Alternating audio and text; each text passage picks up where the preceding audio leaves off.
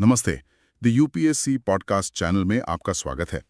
नितिन सिंघानिया की Indian art and culture series में आज हम चैप्टर 24 इंडियन कल्चर अब्रॉड पर चर्चा करेंगे। नमस्ते।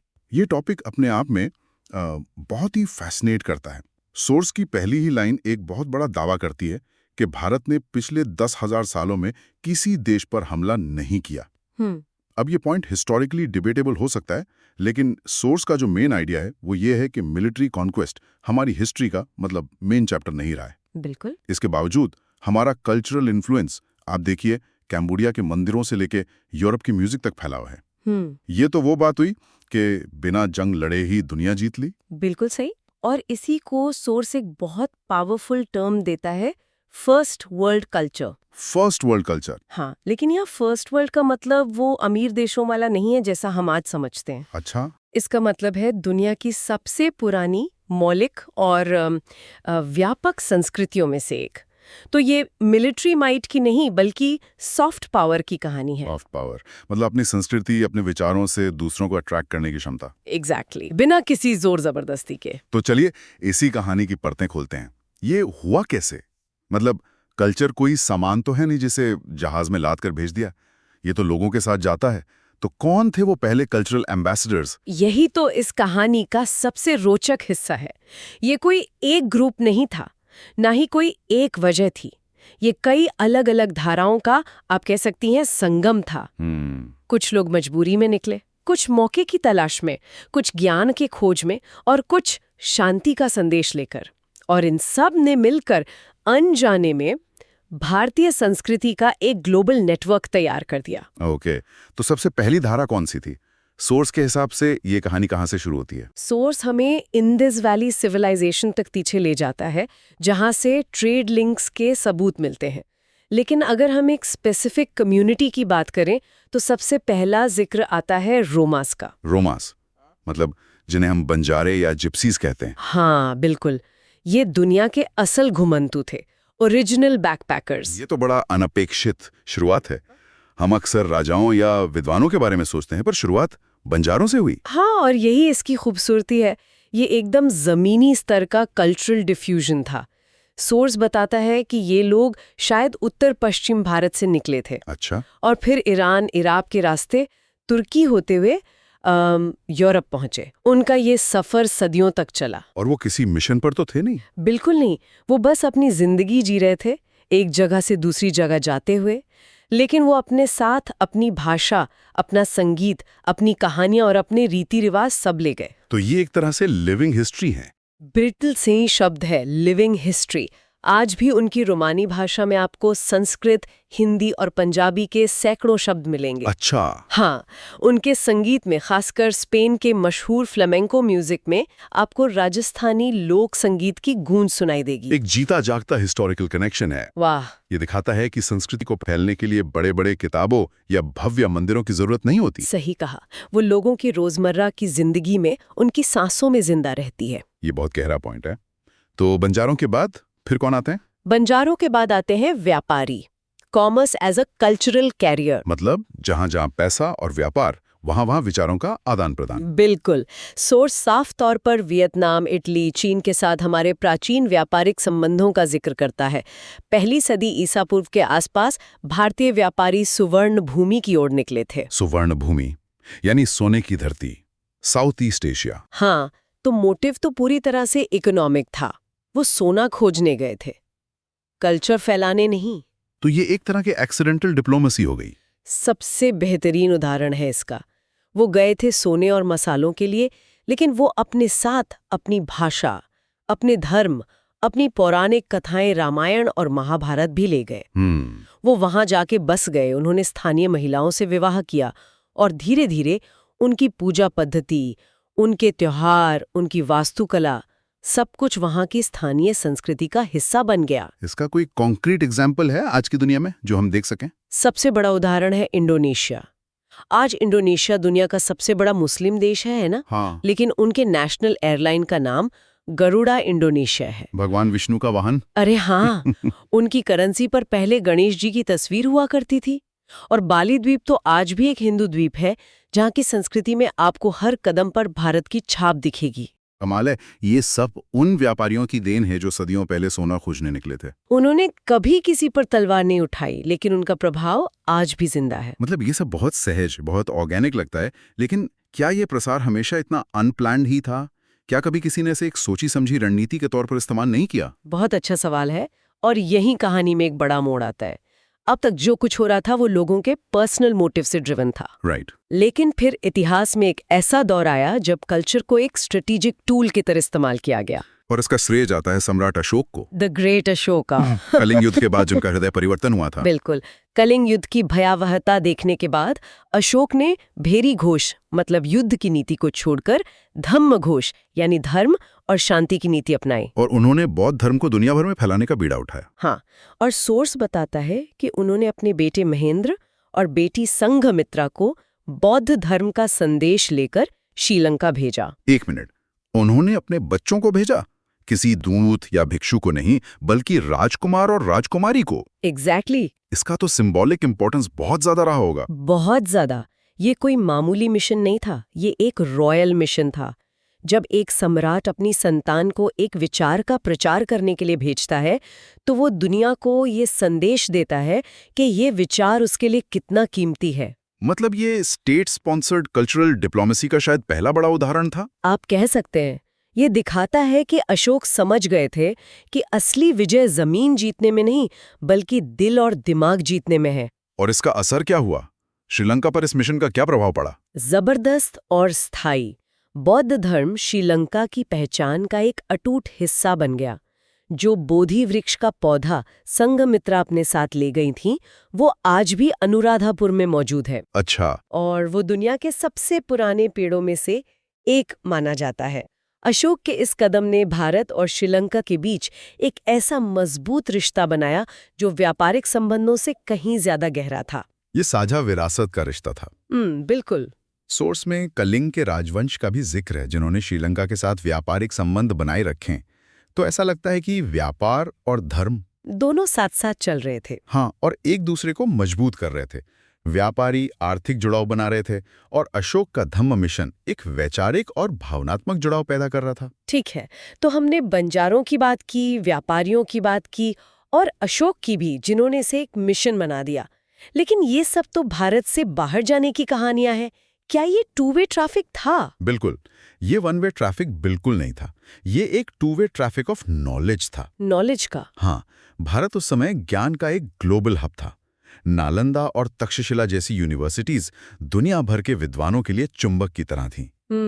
सोर्स हमें बताता है कि चीन से कई यात्री और विद्वान जैसे फाहियन और श्वानज़ैंग हजारों मील के खतरनाक यात्रा करके भारत आए। तो वो यहाँ के इंटरनेशनल स्टूडेंट्स थे एक तरह से। आप कह सकते हैं। वो यहाँ किसी डिग्री के लिए नहीं, बल्कि ज्ञान के लिए आए थे। उन्होंने सालों तक नालंदा में रहकर संस्कृत सीखी, बौद्ध और हिंदू धर्म के ग्रंथों का गहरा अध्ययन किया। और जब ये लोग वापस गए तो क्या हुआ? वो अपने साथ क्या लेकर गए? वो अपने साथ सिर्फ किताबें और पांडुलिपियां नहीं ले गए, वो अपने साथ एक पूरा ज्ञान तंत्र, एक वर्ल्ड व्यू लेकर गए। अच्छा। वापस जाकर उन्होंने इन ग्रंथों का अपनी भाषाओं में अनुवाद किया। उन्होंने भारत में जो सीखा उससे अपने लोगों को पढ़ाया। बौद्ध धर्म जिस रूप में आज चीन, जापान, कोरिया और तिब्बत में है, उसका बहुत बड़ा श्रेय इन विद्वानों को जाता है। तो वो भारत के सबसे प्रभावशाली कल्चरल एम्बेसडर्स बन गए, वो भी अपनी मर्जी से। सही कहा। और साथ ही भारतीय साधु और मिशनरी भी बाहर यात्रा कर रहे थे। जैसे बोधि धर्म चीन गए और वहां उन्होंने ज़ेन बुद्धिज्म की नींव रखी। हाँ, जो आगे चलकर मार्शल आर्ट से भी जुड़ी। हाँ, इस तरह पूरे एशिया में विचारों और ज्ञान का एक डायनामिक नेटवर्क बन गया, जिसका केंद्र भारत था। ये कोई थोपी हुई संस्कृति नहीं थी, लोग खुद इसे अपनाने आ रहे थे। तो कुल मिलाकर अगर हम इस पूरी तस्वीर को देखें, तो भारत का ये जो ग्लोबल कल्चरल फुटप्रिंट है, वो किसी एक वजह से नहीं बना। ये एक मल्टी लेयर्ड प्रोसेस था। एग्जैक्टली। इसकी कई परतें हैं। सबसे नीचे हैं वो गुमनाम बंजारे और व्यापारी जो अनजाने में संस्कृति के वाहक बने। राइट। फिर आती है अशोक जैसी स्ट्रेटेजिक विजन की परत, जहां शासन ने संस्कृति के प्रसार को एक नीति बनाया। और सबसे ऊपर है ज्ञान के आदान प्रदान की परत, जहां भारत के विश्वविद्यालय दुनिया के लिए ज्ञान के प्रकाश स्तंभ बने। बिल्कुल।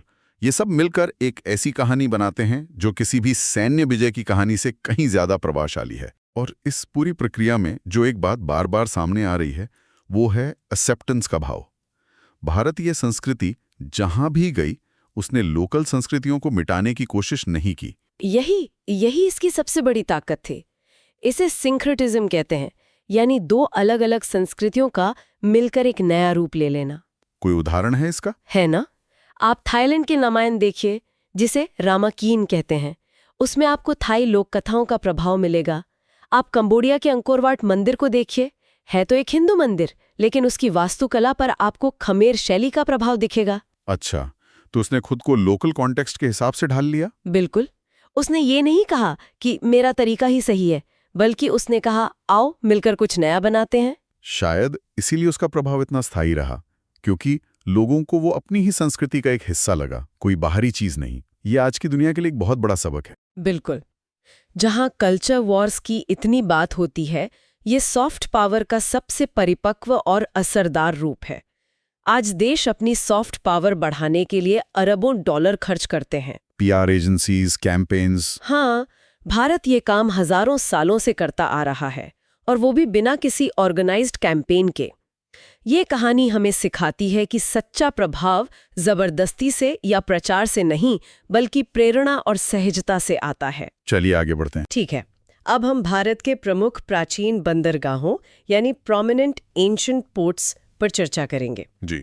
जब भी हम एंशिएंट इंडियन ट्रेड की बात करते हैं ना, तो सबसे पहले क्या ख्याल आता है? Silk route. Exactly, silk route. ऐसा लगता है कि सारा एक्शन जमीन पर ही हो रहा था। हाँ, लेकिन हम ये भूल जाते हैं कि भारत की इतनी लंबी कोस्ट लाइन है, वो हजारों साल पहले ट्रेड और कल्चर का एक जीता जागता बजिंग हब थी। और ये सिर्फ मसालों और कपड़ों का लेन देन नहीं था, बल्कि भारतीय कल्चर को दुनिया भर में फैलाने में इन पोर्ट्स का बहुत बड़ा हाथ था। बिल्कुल, आइडियाज भी तो ट्रैवल कर रहे थे सामान के साथ। सही बात है। पर मजे की बात यह है कि हमें ये सब पता कैसे चलता है? मतलब कोई एंशिएंट मिनिस्ट्री ऑफ कॉमर्स की प्रेस रिलीज तो है नहीं। नहीं, बिल्कुल नहीं। हमें जानकारी मिलती है कुछ एंशिएंट टेक्स्ट से, जैसे पेरिप्लस ऑफ द एरिथ्रियन सी और टॉलेमी की ज्योग्राफिया भी। हाँ, ये तो उस जमाने के लोनली प्लैनेट ट्रैवल गाइड्स जैसे थे। बिल्कुल, जो जहाज चलाने वालों को बताते थे कि किस पोर्ट पर क्या मिलेगा, कहाँ खतरा है और कहाँ अच्छा माल मिलेगा। इससे पता चलता है कि ये व्यापार कितना ऑर्गेनाइज था, कोई रैंडम एक्टिविटी नहीं थी। और ऑर्गेनाइजेशन की बात करें तो मुझे ये पढ़कर बहुत हैरानी हुई कि मौर्य शासन में बाकायदा एक पोस्ट थी। आप नावाध्यक्ष की बात कर रही हैं? हाँ, नावाध्यक्ष मतलब सुपरिंटेंडेंट ऑफ शिपिंग। सोचिए, एक पूरी मिनिस्ट्री ऑफ शिपिंग जो पोर्ट्स, कस्टम्स, रूट सब देखती होगी। ये कोई छोटी मोटी बात तो नहीं है। ये बिल्कुल छोटी बात नहीं है। ये दिखाता है कि स्टेट के लिए समुद्री व्यापार कितना जरूरी था। और सिर्फ मौर्य ही नहीं, सातवाहन राजा यज्ञश्री सातकर्णी के सिक्कों को देखिए। अच्छा, उन पे क्या था? उन पर जहाजों की तस्वीरें बनी हैं। ये सिर्फ आर्ट नहीं है, ये एक पॉलिटिकल स्टेटमेंट है। मतलब जैसे आज हम अपने नोटों पर मंगलयान दिखाते हैं। एग्जैक्टली। वो उस जमाने में अपनी मैरीटाइम प्रोवेस, अपनी नेवल स्ट्रेंथ दिखा रहे थे। वो कह रहे थे, देखो समुद्र पर हमारा राज है। कमाल है। तो चलिए इन पोर्ट्स की एक वर्चुअल टूर शुरू करते हैं। जरूर। सबसे पहले पश्चिम की ओर, गुजरात से। पहला नाम जो दिमाग में आता है वो है लोथल। ये तो स्कूल की किताबों से सीधे निकल कर आया है ना? हाँ, लोथल का नाम तो सबने सुना है। हड़प्पा सभ्यता का हिस्सा, यानी लगभग 2400 बीसी का, दुनिया के सबसे पुराने ज्ञात बंदरगाहों में से एक। और ये सिर्फ एक पोर्ट नहीं था, है ना? ये तो एक पूरा प्लान्ड इंडस्ट्रियल टाउन था। बिल्कुल, एक तरह का प्राचीन स्पेशल इकोनॉमिक जोन, जहां चीजें बनती थीं, प्रोसेस होती थीं और फिर एक्सपोर्ट की जाती थीं। क्या क्या एक्सपोर्ट होता था यहाँ से? तांबा, कीमती लकड़ियां, हाथी दांत, मोती और सोना, ये सब मेसोपोटामिया तक जाता था। सोचकर ये हैरानी होती है कि उस जमाने में सप्लाई चेन मैनेजमेंट कैसा रहा होगा। बिल्कुल। मैंने पढ़ा कि लैपिस लाजुली, जो एक कीमती नीला पत्थर है, वो अफगानिस्तान से आता था। हाँ, बदख्शां की खदानों से। वहां से हजारों किलोमीटर दूर गुजरात के लोथल लाया जाता था और फिर यहाँ से जहाजों में लादकर सुमेरिया भेजा जाता था। आज की मल्टीनेशनल कंपनीज जैसा लॉजिस्टिक्स, वो भी 4000 साल पहले। और उनकी इंजीनियरिंग का लेवल क्या था? कमाल का। लोथल में जो डॉकयार्ड मिला है वो एक मार्वल है। उसमें पानी के लेवल को कंट्रोल करने के लिए एक लॉक गेट सिस्टम था। लॉक गेट सिस्टम मतलब हाई टाइड के समय पानी अंदर आता था, गेट बंद करके जहाजों को लोड अनलोड किया जाता और फिर जहाज आसानी से बाहर जा सकते थे। ये दिखाता है कि उन्हें हाइड्रोलिक्स और सिविल इंजीनियरिंग की कितनी गहरी समझ थी। वाह, तो लोथल तो एक इंडस्ट्रियल और इंजीनियरिंग हब हो गया। गुजरात में एक और बड़ा नाम है बेरीगाजा, आज का भरूच। उसकी क्या कहानी है? बेरीगाजा की कहानी रेजिलियंस की है। ये 3री शताब्दी ईसा पूर्व से पश्चिमी क्षत्रपों के तहत रोमन व्यापार का एक बहुत बड़ा केंद्र था। इसका जिक्र पेरिप्लस में भी है शायद। बहुत डिटेल्ड वर्णन है। यहाँ से अरब देशों के साथ मसालों और रेशम का ट्रेड होता था। सोर्सेज बताते हैं कि 17वीं सदी में इसे 2 बार लूटा गया, लेकिन ये फिर से खड़ा हो गया। मतलब ये पोर्ट इतना रेजिलिएंट था? इसकी इकोनॉमिक इंपॉर्टेंस इतनी ज्यादा थी कि इसे खत्म नहीं किया जा सका। ये आज के मुंबई जैसा था, जो हर मुश्किल के बाद फिर उठ खड़ा होता है। और ये जानना भी दिलचस्प है कि यहाँ सिर्फ एक्सपोर्ट ही नहीं होता था, गेहूं, चावल, तेल, कपास और कपड़ा इंपोर्ट भी होता था। एग्जैक्टली। ये एक 2 वे ट्रैफिक था, एक बैलेंस ट्रेड। ये कोई 1 वे स्ट्रीट नहीं थी कि भारत से सिर्फ सामान बाहर जा रहा है। सही बात है, जरूरत की चीजें आ भी रही थी। जिसका मतलब है कि एक हेल्दी इकोनॉमी थी, जहां लोग बाहर से सामान खरीदने की कैपेसिटी रखते थे। ये सिर्फ प्रोडक्शन हब नहीं था, एक कंजम्पशन सेंटर भी था। अब अगर थोड़ा और पश्चिम में चलें, आज के पाकिस्तान में कराची के पास तो एक पोर्ट था बारबेरिकन, पार्थेन और सिथियन राजवंशों के समय का। हाँ, सोर्सेज में इसकी जो इंपोर्ट एक्सपोर्ट लिस्ट है वो तो किसी मॉडर्न लग्जरी मॉल की शॉपिंग लिस्ट जैसी लगती है। हाँ, बिल्कुल। और वो लिस्ट हमें सिर्फ सामान के बारे में नहीं, बल्कि उस समाज के बारे में बहुत कुछ बताती है। जैसे कि इंपोर्ट्स देखिए, लिलेन, पुखराज, मूंगा, कांच के बर्तन, चांदी और सोने की प्लेटें और अच्छी क्वालिटी की शराब। ये सब एलीट कंजम्पशन की चीजें हैं। मतलब उस दौर में एक अमीर अपर क्लास था जो विदेशी लग्जरी गुड्स पर खर्च कर रहा था। बिल्कुल। ये सिर्फ जरूरत का ट्रेड नहीं था, ये एस्पिरेशन का ट्रेड था। और एक्सपोर्ट्स में फिरोजा, लैपिस लाजुली, रेशमी खाल, सूती कपड़े, रेशम के धागे और नील। और रेशमी खाल और रेशम के धागे, ये तो सीधा सिल्क रूट से कनेक्शन दिखाता है। सीधा चीन से सिल्क जमीन के रास्ते यहां आता होगा और फिर बारबेरिकन से जहाजों के जरिए रोम और बाकी पश्चिमी दुनिया में जाता होगा। ये एक क्रिटिकल ट्रांजिट पॉइंट था। चलिए अब जरा ज्योग्राफी बदलते हैं और दक्षिण भारत की ओर चलते हैं। मसालों का जिक्र आते ही केरल का मालाबार तट याद आता है। और वहां का सुपरस्टार पोर्ट मुजीरिस, चेर साम्राज्य का ये पोर्ट, संगम साहित्य में भी इसका जिक्र है ना? हाँ, कविताओं में लिखा है कि कैसे यवन यानी ग्रीक और रोमन जहाज सोना लेकर आते थे और बदले में काली मिर्च से लदकर वापस जाते थे। काली मिर्च, उस जमाने का काला सोना। बिल्कुल। उसकी डिमांड रोम में इतनी थी कि वो करेंसी की तरह इस्तेमाल होती थी। तो मतलब लिटरली सोने के बदले मसाले? हाँ, सोने के बदले मसाले। और सिर्फ मसाले ही नहीं, बेरिल जैसे कीमती पत्थर, मोती, हीरे, नीलम, हाथी दांत और तो और चीनी रेशम और कछुए के खोल जैसी चीजें भी। वाह! और ये सब मुमकिन कैसे हुआ? मतलब अरब सागर को पार करना तो आसान नहीं रहा होगा। ये मुमकिन हुआ मॉनसूनी हवाओं की नॉलेज की वजह से। भारतीय, अरब और ग्रीक नाविकों ने समझ लिया था कि साल के एक हिस्से में हवाएं एक दिशा में चलती हैं और दूसरे हिस्से में उल्टी। इस नॉलेज ने तो सब कुछ बदल दिया होगा। इसने अरब सागर को एक हाईवे बना दिया। ये नेविगेशन साइंस में एक क्रांति थी। हमने मसालों की बात की, लेकिन सुना है दक्षिण में कुछ पोर्ट्स किसी और ही चीज के लिए मशहूर थे, कुछ बहुत लग्जरियस, जैसे मोती। आप कोरंकई की बात कर रही हैं? हाँ, कोरकई, तमिलनाडु में पांडे साम्राज्य का हिस्सा। वो मोतियों के लिए दुनिया भर में मशहूर था। समझ लीजिए एंशिएंट इंडिया की पर्ल कैपिटल।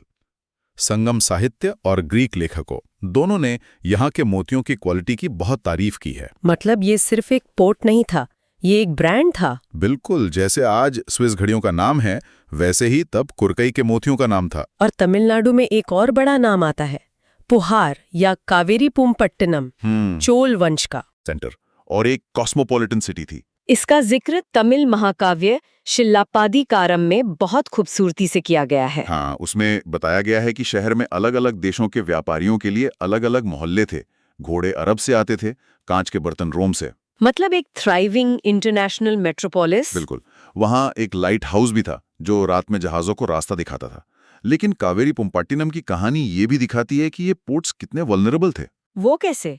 माना जाता है कि एक भयंकर सुनामी में ये पूरा शहर समुद्र में समा गया। ओह, प्रकृति की शक्ति के आगे। हाँ, इंसान की बनाई हुई सबसे बड़ी चीजें भी छोटी पड़ जाती हैं। अब तक हम पश्चिमी तट और दक्षिण के पोर्ट्स की बात कर रहे थे, जो ज्यादातर रोम और अरट से जुड़े थे।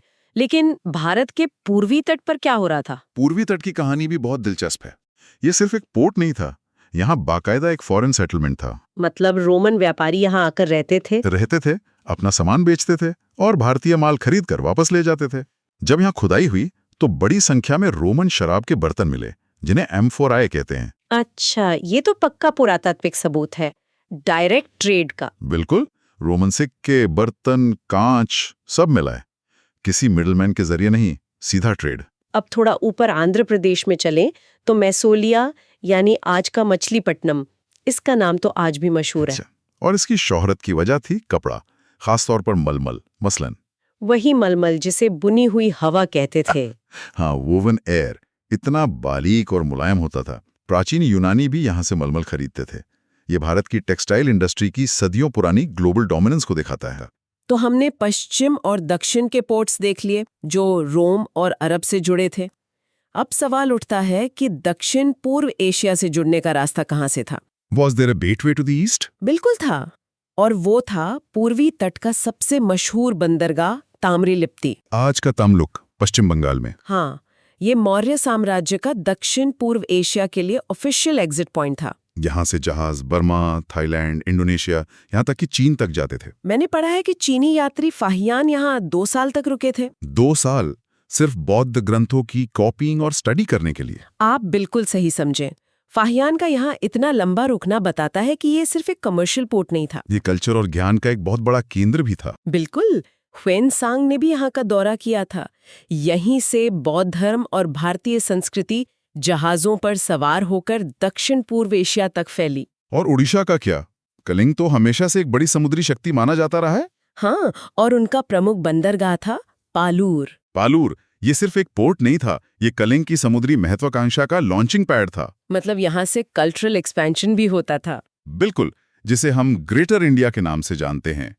कंबोडिया के अंकोर वाट मंदिर हों, या इंडोनेशिया का बोरोबुदुर स्तूप, या बाली के रीति रिवाज, उन सब पर जो भारतीय संस्कृति का प्रभाव है, उसकी शुरुआत इन्हीं पालूर जैसे बंदरगाहों से हुई थी। तो ये थे कुछ प्रमुख बंदरगाह, हर एक की अपनी कहानी, अपनी पर्सनालिटी। लोथल एक इंजीनियरिंग हब है, मुजिरिस मसालों का राजा, कोरकई मोतियों का शहर, मैसोलिया मलमल का ब्रांड, और ताम्रलिप्ति कल्चर का गेटवे। कहीं से शराब आ रही है तो कहीं से घोड़े, हजारों साल पहले का एक ग्लोबल विलेज। और सबसे दिलचस्प बात यह है कि ये बंदरगाह सिर्फ इकोनॉमिक सेंटर्स नहीं थे, बल्कि कल्चरल मेल्टिंग पॉट्स थे। हाँ, ये बहुत जरूरी पॉइंट है। जब एक रोमन व्यापारी अरिकामेडू में रहता था या एक अरब व्यापारी मालाबार तट पर फंस जाता था, तो वो सिर्फ सामान का लेन देन नहीं कर रहा था। उसके साथ विचार, धर्म, भाषाएं, खान पान, सब कुछ एक्सचेंज हो रहा था। एग्जैक्टली। आज भारतीय समाज में जो इतनी डाइवर्सिटी है, उसकी नींव शायद इन्हीं समुद्री किनारों पर रखी जा रही थी। आज जब हम ग्लोबलाइजेशन की बात करते हैं तो ये एक बहुत नया मॉडर्न कॉन्सेप्ट लगता है। लेकिन इन सोर्सेस को देखकर यह सवाल उठता है, क्या ये प्राचीन बंदरगाह उस पुराने, ज्यादा ऑर्गेनिक ग्लोबलाइजेशन के सबूत नहीं है, जो साम्राज्यों के बनने और टूटने के बावजूद मॉनसूनी हवाओं की तरह सदियों तक चलता रहा? चलिए आगे बढ़ते हैं। ठीक है, अब हम भारत से विदेश तक गणित पर चर्चा करेंगे। हमारे पास जो स्रोत हैं वे इस बात पर रोशनी डालते हैं कि कैसे गणित की दुनिया की कुछ सबसे बुनियादी और ज़रूरी खोजें भारत में हुई और फिर पूरी दुनिया में फैली। बिल्कुल। ये सिर्फ इतिहास का एक पन्ना नहीं है, नहीं, बल्कि ये समझने का एक तरीका है कि आज हम जो तकनीक और विज्ञान इस्तेमाल कर रहे हैं उसकी जड़ें असल में कितनी गहरी हैं। बिल्कुल। और जो बात यहाँ सबसे फैसिनेट करती है वो ये है कि ये सब अचानक नहीं हुआ, एक लंबी परंपरा थी, एक इंटेलेक्चुअल क्यूरियोसिटी थी। हम अक्सर गणित को एक बहुत ही ड्राई, मुश्किल सब्जेक्ट की तरह देखते हैं, लेकिन इन स्रोतों के जरिए हम उसकी कहानी को, उसके ह्यूमन एलिमेंट को समझने की कोशिश करेंगे। हाँ, हम देखेंगे कि कैसे नंबर्स, जीरो और यहाँ तक कि बाइनरी सिस्टम, जिसकी वजह से आज हमारी डिजिटल दुनिया चल रही है, उसकी शुरुआत भारत में हुई। तो चलिए सबसे बुनियादी चीज से ही शुरू करते हैं, नंबर सिस्टम। हमारे सोर्सेज बताते हैं कि 500 ईसा पूर्व तक भारतीयों ने 1 से 9 तक हर अंक के लिए अलग अलग प्रतीक मतलब सिंबल्स बना लिए थे। हाँ, डेसिमल सिस्टम कहते हैं। और इसकी अहमियत समझने के लिए हमें उस दौर की दूसरी सिविलाइजेशंस को देखना होगा। जैसे रोमन्स? हाँ, जैसे रोमन्स, जो आई, वी, एक्स जैसे अक्षरों का इस्तेमाल करते थे। जरा सोचिए, रोमन अंकों में 288 को 277 से गुणा करना कितना मुश्किल रहा होगा। अरे इसमें तो दिमाग ही घूम जाएगा। बिल्कुल। पूरा दिन तो बस एक गुणा भाग करने में ही निकल जाएगा। भारतीय प्रणाली ने कैलकुलेशन को इतना सहज बना दिया। बहुत ज्यादा। प्लेस वैल्यू का जो आइडिया था कि 2, 20 और 200 में 2 की जगह बदलने से उसका मान बदल जाता है, ये अपने आप में एक ब्रिलियंट आइडिया था। और फिर आता है इस कहानी का हीरो, शून्य, यानी 0। हाँ, आर्यभट्ट का ये आविष्कार तो हम सबने स्कूल की किताबों में पढ़ा है, लेकिन इसका असल इम्पैक्ट शायद हम पूरी तरह से अप्रिशिएट नहीं करते। सही बात है। हम 0 को ग्रांटेड लेते हैं, जैसे वो हमेशा से ही था। पर एक ऐसा विचार बनाना जो कुछ नहीं को दर्शाए, ये तो फिलोसॉफिकल लेवल पर भी बहुत बड़ी बात है। हाँ, मेरा भी यही सवाल था। इस विचार की जड़ें कहाँ से आईं? क्या ये बस गणित की जरूरत थी? यहाँ सबसे दिलचस्प बात यही है, गणितीय जरूरत तो थी, लेकिन शून्य की अवधारणा के लिए भारत की दार्शनिक भूमि बहुत उपजाऊ थी। अच्छा। बौद्ध धर्म में शून्यता और हिंदू दर्शन में निर्गुण ब्रह्म जैसे विचार पहले से मौजूद थे, जो एम्प्टीनेस या फॉर्मलेसनेस की बात करते हैं। तो जब गणित को कुछ नहीं दर्शाने के लिए एक प्रतीक की जरूरत पड़ी, तो उसके लिए एक वैचारिक आधार पहले से तैयार था। एग्जैक्टली। मतलब कल्चर और साइंस एक दूसरे को प्रभावित कर रहे थे। वाह। शून्य सिर्फ कुछ नहीं का प्रतीक नहीं है, ये एक प्लेस होल्डर की तरह काम करता है। यही वो चीज है जो 1, 10 और 100 को एक दूसरे से अलग बनाती है। राइट। शून्य के बिना अलजेब्रा, कैलकुलस और मॉडर्न कंप्यूटिंग की कल्पना भी नहीं की जा सकती थी। सही बात है। ये गणित के व्याकरण का सबसे जरूरी हिस्सा बन गया। इसके बिना नेगेटिव नंबर्स नहीं होते, मॉडर्न फिजिक्स के समीकरण नहीं होते, और हाँ, हमारा बैंक अकाउंट बैलेंस भी नहीं होता। बिल्कुल। तो सवाल ये उठता है कि ये सिस्टम भारत से बाहर कैसे पहुंचा? क्योंकि ये इतना एफिशिएंट था, तो जाहिर है कि इसे फैलना ही था। हाँ, स्रोत बताते हैं कि समुद्री व्यापारी और अरब के विद्वान इसमें एक बड़ी कड़ी थे। हाँ, अरब दुनिया उस समय ज्ञान और विज्ञान का एक बहुत बड़ा केंद्र थी। बगदाद का बैत अल हिकमा यानी हाउस ऑफ विजडम उस दौर का सबसे बड़ा इंटेलेक्चुअल हब था। जब उनका सामना इस भारतीय अंक प्रणाली से हुआ, तो उन्होंने तुरंत इसकी अहमियत को पहचाना। अल-ख्वारिज़मी जैसे महान गणितज्ञों ने इस पर किताबें लिखीं। अच्छा। और दिलचस्प बात यह है कि स्रोत के अनुसार अरब लोग गणित को हिंदसात कहते थे। 1 मिनट, हिंदसात, इसका मतलब भारत से संबंधित? हाँ, बिल्कुल यही, भारत से संबंधित। ये तो सीधा सीधा क्रेडिट दे रहे थे कि ये ज्ञान कहाँ से आया है। ये कमाल की बात है। ये इस बात का सीधा एक्नॉलेजमेंट था। लेकिन अगर ये भारतीय प्रणाली इतनी बेहतर थी, तो यूरोप को इसे अपनाने में सदियां क्यों लग गईं? क्या वहां इसका कोई विरोध हुआ? बहुत अच्छा सवाल है। इसके कई कारण थे। पहला, यूरोप में हिसाब किताब के लिए एबेकस का इस्तेमाल बहुत आम था और लोग अपनी पुरानी आदतों से चिपके हुए थे। ओके। दूसरा, ये अंक अरबों के जरिए पहुंचे थे और उस समय यूरोप और अरब दुनिया के बीच धर्म युद्ध चल रहे थे, तो एक तरह का सांस्कृतिक प्रतिरोध भी था। हाँ, बिल्कुल। कुछ लोगों ने तो इसे शैतानी अंक तक कहा। बिल्कुल। ये ज्ञान के ग्लोबल फ्लो का एक बेहतरीन उदाहरण है। ये कुछ ऐसा है जैसे कोई गाना एक देश में बनता है, दूसरे देश में उसका रीमिक्स होता है और तीसरे देश में वो ग्लोबल हिट बन जाता है। बिल्कुल सही एनालॉजी है। हाँ। ये दिखाता है कि ज्ञान किसी एक जगह की संपत्ति नहीं होता। वो यात्रा करता है, संस्कृतियों से गुजरता है और हर पड़ाव पर और समृद्ध होता जाता है। सही। पश्चिमी दुनिया ने इस प्रणाली को अरबों से सीखा और फिर ये पूरी दुनिया का स्टैंडर्ड बन गया। चलिए अब 1, 2, 3 से आगे बढ़ते हैं। स्रोत में अलजेब्रा, ज्योमेट्री और ट्रिग्नोमेट्री का भी जिक्र है और साथ ही पाई की वैल्यू और पाइथागोरस प्रमेय का भी। और यहीं पर बौधायन का काम बहुत महत्वपूर्ण हो जाता है। स्रोत के अनुसार उन्होंने अपनी किताब बौधायन शुल्ब सूत्र में पाई का मान सबसे पहले निकाला था। अच्छा, square is equal to C square, ये तो हम सब ने स्कूल में रटा है। लेकिन आपने शुल्ब सूत्र का जिक्र किया, इसका क्या मतलब है? शुल्ब का मतलब होता है रस्सी और सूत्र का मतलब नियम। ये ग्रंथ बेसिकली यज्ञ की वेदी बनाने के नियमों के बारे में थे। यज्ञ की वेदी? हाँ, ये कोई थियोरेटिकल एक्सरसाइज नहीं थी। वैदिक यज्ञों में वेदियों का आकार और माप एकदम सटीक होना जरूरी था और इन ज्यामितीय नियमों के बिना ये संभव ही नहीं था। ये प्रैक्टिकल इंजीनियरिंग थी जो धर्म के साथ जुड़ी हुई थी। मतलब ये गणित सिर्फ मनोरंजन के लिए नहीं था, इसका एक बहुत ही गंभीर आध्यात्मिक उद्देश्य था। बिल्कुल। तो फिर सवाल वही है, अगर ये बौधायन के सूत्र में सदियों पहले था, तो इसे पाइथागोरस प्रमेय क्यों कहते हैं? क्या ये सिर्फ एक हिस्टोरिकल एक्सीडेंट है? इसके कई पहलू हैं। एक तो ये कि ज्ञान का प्रसार कैसे हुआ, ये हमेशा साफ नहीं होता। दूसरा, यूनानी परंपरा में चीजों को एक व्यक्ति के नाम से जोड़ने का चलन ज्यादा था, जबकि भारतीय परंपरा अक्सर गुरु शिष्य परंपरा पर आधारित थी। जहां ज्ञान को सामूहिक माना जाता था। हाँ, लेकिन जरूरी बात यह है कि प्राचीन भारत में गणित सिर्फ रोजमर्रा की गिनती तक सीमित नहीं था। ज्योमेट्री और ट्रिग्नोमेट्री जैसे एडवांस्ड फील्ड्स में भी गहरा काम हो रहा था। ओके, अब आते हैं उस हिस्से पर जिसने मुझे सबसे ज्यादा चौंकाया। स्रोत में बाइनरी नंबर सिस्टम का जिक्र है। मुझे तो हमेशा लगता था कि ये कंप्यूटर्स के साथ आई एक मॉडर्न खोज है, वंस और जीरोस की दुनिया। और कहानी में असली मोड़ यहीं आता है। स्रोत के अनुसार बाइनरी सिस्टम का सबसे पहला वर्णन वैदिक विद्वान पिंगल ने अपनी किताब छंद शास्त्र में किया था। छंद शास्त्र में? हाँ, और ये 2री या 3री सदी ईसा पूर्व की बात है, यानी आज से लगभग 2200 साल पहले। एक मिनट, छंद शास्त्र तो कविता के मीटर और छंदों के बारे में है, उसका बाइनरी से क्या लेना देना? ये तो ऐसा हुआ जैसे किसी संगीत की किताब में रॉकेट साइंस का फॉर्मूला मिल जाए। हाँ, कनेक्शन थोड़ा अजीब लगता है, लेकिन अगर हम इसे एक अलग नजरिए से देखें तो ये बहुत तार्किक है। कैसे? पिंगल संस्कृत कविता में छोटी और लंबी मात्राओं, जिन्हें लघु और गुरु कहते हैं, उनके पैटर्न्स को स्टडी कर रहे थे। अच्छा। वो ये पता लगाना चाहते थे कि एक निश्चित लंबाई के छंद में कितने तरह के मेट्रिकल कॉम्बिनेशंस बन सकते हैं, और इसके लिए उन्होंने एक सिस्टम बनाया जो फंक्शनली 0 और 1 के कॉम्बिनेशन जैसा ही था। एग्जैक्टली।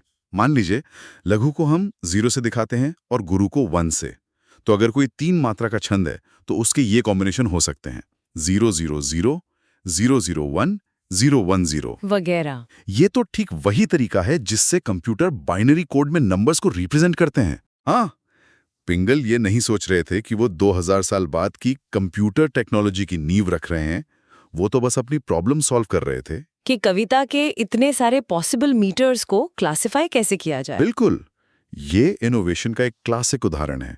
जरूरत किसी और चीज की थी, लेकिन जो सोल्यूशन निकला वो यूनिवर्सल था। कमाल है। और लाइवनेस, जिन्हें पश्चिम में बाइनरी सिस्टम का जनक माना जाता है, उन्होंने तो 17वीं सदी में इस पर काम किया था। हाँ, पिंगल उनसे लगभग 1800 साल पहले ये कॉन्सेप्ट दे चुके थे। वाह। तो हर बार जब हम कोई ऐप इस्तेमाल करते हैं या कोई ईमेल भेजते हैं, तो उसके पीछे जो जीरोस और वंस का लॉजिक है, उसकी झलक हमें एक प्राचीन भारतीय ग्रंथ में मिलती है। और ये सिलसिला यही नहीं रुकता, स्रोत में फिबोनाची नंबर्स का भी जिक्र है। हाँ, वही प्रसिद्ध सीक्वेंस 0 1 1 2 3 5 8, जहां अगला नंबर पिछले 2 नंबर्स को जोड़कर बनता है। और ये सीक्वेंस प्रकृति में हर जगह दिखता है, सूरजमुखी के फूलों में, पेड़ों की शाखाओं में, स्पाइरल गैलेक्सीज में। और इसे इटली के गणितज्ञ फिबोनाची के नाम से जाना जाता है, जिन्होंने इसे 13वीं सदी में पॉपुलराइज किया। सही है। लेकिन स्रोत के अनुसार ये भारतीय गणित में मात्रा मेरू के रूप में सामने आया, जिसका जिक्र पिंगल ने अपने छंद शास्त्र में ही किया था। बाइनरी सिस्टम के साथ साथ। हाँ, बाइनरी सिस्टम के साथ साथ बाद में विराहंक, गोपाल और हेमचंद्र जैसे गणितज्ञों ने इसे और विस्तार दिया। ये सब फिबोनाची से सदियों पहले हुआ था। तो साधारण गिनती से लेकर बाइनरी कोड और फिबोनाची सीक्वेंस तक भारतीय गणित का ये सफर वाकई में हैरान करने वाला है। हाँ, ये सिर्फ कुछ फॉर्मूलाज की लिस्ट नहीं है, ये एक पूरी इंटेलेक्चुअल जर्नी है। तो असली टेकअवे ये नहीं है कि ये सब भारत में हुआ, बल्कि ये है कि कैसे महान खोजें अक्सर तब होती हैं जब कोई एक बिल्कुल अलग समस्या सुलझा रहा होता है। बिल्कुल। जैसे कविता के छंदों को समझने की कोशिश में पूरी डिजिटल दुनिया की नींव रख देना। हाँ, ये हमें सिखाता है कि ज्ञान की कोई सीमा नहीं होती, और अगला बड़ा आविष्कार शायद वहां से आए जहां हम देखने की सोच भी नहीं रहे हैं। सही बात है। और अक्सर हम खोजों को किसी एक व्यक्ति या एक संस्कृति से जोड़ देते हैं, जबकि असलियत में ये एक वैश्विक मानवीय प्रयास का नतीजा होता है, जिसमें भारत का योगदान मौलिक रहा है। चलिए आगे बढ़ते हैं। ठीक है, अब हम विदेशों में भारतीय विज्ञान और प्रौद्योगिकी पर चर्चा करेंगे। मतलब ये बात शुरू करने से पहले ही दिमाग घूम जाता है कि जब दुनिया में बड़ी बड़ी मॉडर्न लैब्स का कोई कॉन्सेप्ट भी नहीं था, तब इंडिया में क्या कुछ नहीं हो रहा था। हमारे सोर्सेज में जो बातें हैं वो किसी साइंस फिक्शन फिल्म जैसी लगती हैं, पर हैं एकदम असली। बिल्कुल। और ये सिर्फ कुछ अलग थलग की हुई खोजें नहीं थी, ये एक पूरे इकोसिस्टम, एक वैज्ञानिक सोच का प्रमाण है। हम अक्सर विज्ञान के इतिहास को यूरोप केंद्रित नजरिए से देखते हैं, लेकिन ये तथ्य उस कहानी को चुनौती देते हैं। चलिए आसमान से शुरू करते हैं। भास्कराचार्य, 5वीं सदी की बात है। सोचिए, कोपरनिकस और गैलीलियो से सदियों पहले कोई भारत में बैठकर ये हिसाब लगा रहा था कि धरती को सूरज का एक चक्कर काटने में कितना वक्त लगता है। और उनका कैलकुलेशन था 365.25875648 दिन। हाँ, मतलब आज के सुपर कंप्यूटर से निकले नंबर के कितना करीब है ये। हम स्कूल में तो बस 365 एंड अ क्वार्टर डेज पढ़कर खुश हो जाते थे। यहाँ पे जो बात हैरान करती है वो है सटीकता, मतलब प्रिसिशन। इस तरह की गणना के लिए गणित और खगोल विज्ञान की बहुत गहरी समझ चाहिए। ये सिर्फ एक नंबर नहीं है, ये उस समय के विकसित वैज्ञानिक स्वभाव का सबूत है। ये दिखाता है कि ऑब्जर्वेशन और कैलकुलेशन की एक मजबूत परंपरा थी। और सिर्फ बड़ी चीजें ही नहीं, सबसे छोटी चीज की भी बात हुई। जॉन डाल्टन की एटॉमिक थ्योरी तो हम सबने केमिस्ट्री में पढ़ी है, पर उनसे सदियों पहले कणाद ऋषि ने अणु का कॉन्सेप्ट दे दिया था। एक छोटा अविभाज्य कण, indestructible particle, the idea of an atom. और इसे समझने का एक और पहलू है, ये सिर्फ एक दार्शनिक विचार नहीं था, ये पदार्थ की प्रकृति को समझने का एक वैचारिक ढांचा था, एक कंसेप्चुअल फ्रेमवर्क। ये दिखाता है कि प्राचीन भारतीय विचारक सिर्फ आत्मा परमात्मा जैसे आध्यात्मिक सवालों में ही नहीं, बल्कि वास्तविकता की प्रकृति, नेचर ऑफ रियलिटी जैसे भौतिक सवालों में भी उलझे हुए थे। अच्छा, अब आते हैं मेटलर्जी और इंजीनियरिंग पर। ये तो कमाल ही है।